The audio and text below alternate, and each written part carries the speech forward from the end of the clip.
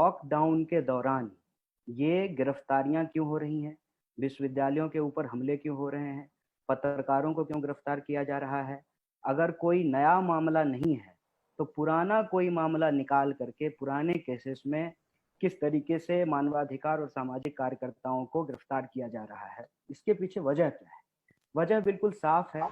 आज जो बिहार की अखबार में खबर आई है, दो दर्दनाक घटना वहां हुई है। मोकामा में एक लड़की को जिंदा जला दिया गया है और बेगूसराय में एक मासूम के साथ उसके ही चाचा के द्वारा बलात्कार किया गया है। ये दो घटना का जिक्र मैं इसलिए कर रहा हूँ कि जो हीनियस क्राइम करने वाले लोग हैं, पुलिस इनके ऊपर गिरफ्तारियां नहीं कर रही है। ऑलरेडी जो लोग गिरफ्तार किए गए थे, जो अंडर ट्रायल थे, जो खूनी थे, जो मर्डरर थे, जिनके ऊपर डकैती का आरोप था, जिन्होंने भ्रष्टाचार किया है, इस देश की संपदा को लूटा है, उन तमाम लोगों को रिहा किया जा रहा है।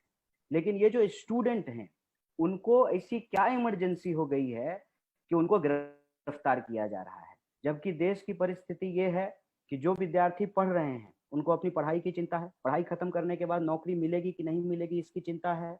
जिनको नौकरी मिली हुई थी उनकी नौकरियां छूट रही हैं, जिन्होंने पढ़ाई खत्म कर ली वो नौकरी ढूंढ रहे हैं। ऑलरेडी समाज जो है एक मानसिक तनाव से गुजर रहा है।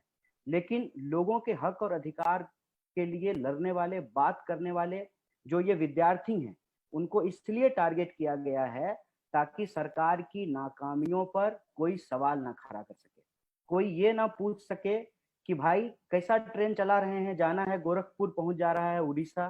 आप कह रहे हैं कि लोगों को पटरियों पे नहीं चलना चाहिए, पटरी पे सो गए इसलिए उनकी मौत हो गई। लेकिन जो ट्रेन से आ रहे थे, जिस ट्रेन को 24 घंटे में पहुंचना था, वो ट्रेन जो है 110 घंटे में पहुंची और उसमें 9 लोगों की मौत हो गई। इस पे कोई सवाल नहीं खड़ा कर सके।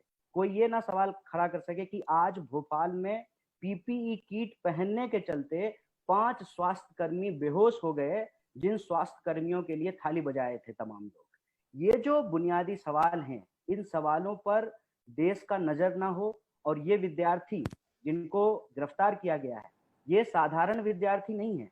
ये सिर्फ अपनी पढ़ाई नहीं करते हैं, ये पढ़ाई के साथ साथ समाज के लिए जो जरूरी चीज है उनके ऊपर भी ये सवाल खड़ा करते हैं। एक एक करके लॉकडाउन की आड़ में, लॉकडाउन का फायदा उठा करके विद्यार्थियों को गिरफ्तार किया गया है। और जिस तरीके से ये गिरफ्तारियां हुई हैं, जिस तरीके से विश्वविद्यालयों पे हमले हो रहे हैं, उससे ये स्पष्ट है कि ये सरकार हम लोगों को अंग्रेजों की याद दिला रही है।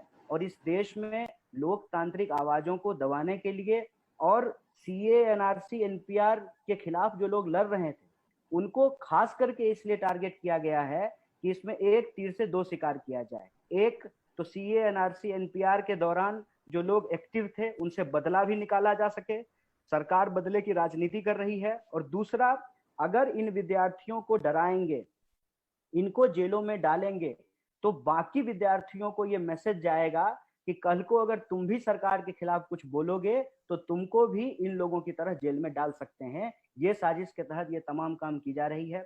हमको लगता है कि लॉकडाउन अपनी जगह पे है, कोरोना महामारी अपनी जगह पे है, इससे हम लोगों को निपटना है। लेकिन इस तरीके पर भी हम लोगों को विचार करना पड़ेगा। जैसे आज हम लोग प्रेस कॉन्फ्रेंस कर रहे हैं, नए तकनीक के माध्यम से, नए तरीके से हम लोग अपनी बात को मीडिया तक पहुंचाने की कोशिश कर रहे हैं। उसी तरीके से सरकार तक भी हम लोग अपनी किस तरीके से अपनी बात को पहुंचा सकते हैं, ये हमारा पहला कदम है। मीडिया के साथियों से अनुरोध है कि आप सरकार तक हमारी बात को पहुंचाएं।